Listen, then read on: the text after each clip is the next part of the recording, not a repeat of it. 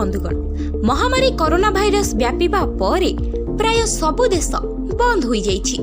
विश्वर प्राय देशगुड़िक ताला पकाइबाकू घोषणा करिसेंति तो केतेक देश रे कर्फ्यू भी लागिछि। एहिपरि परिस्थिति रे जदि किए घरर राशन खाद्य बा जरूरी कार्य रे बाहरुछंती सेमानंकु ही अनुमति दिया जाउछि। अर्थात जरूरी कार्य नथिले घरु बाहरिबाकू बारण करा जाइछि, किंतु अत्यावश्यक दुकान मॉल एही सब खोला रहिछि। तेबे एही परिस्थिति रे जदि आपण किछि जरूरी सामग्री ऑर्डर देउछंती तेबे एहा केते परिमाण रे आपणक पई सुरक्षित अटे।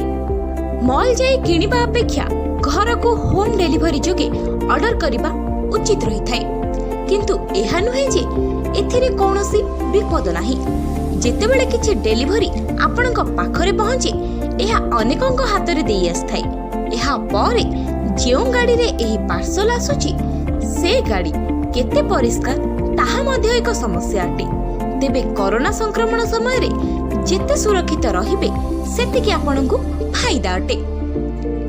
एबेर समय रे लोक माने ऑनलाइन ऑर्डर करी खाइबा को पसंद करूछंती, हेले एभली महामारी समय रे खाद्य ऑनलाइन ऑर्डर न करी घरे प्रस्तुत करी खाइबा ही सुरक्षित अटे।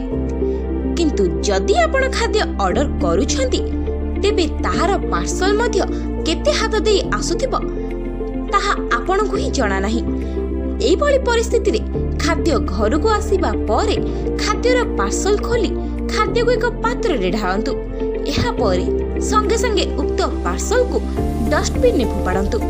एबे हाथ को साबुन और हैंड वॉश रे 20 सेकेंड पई धुंतु।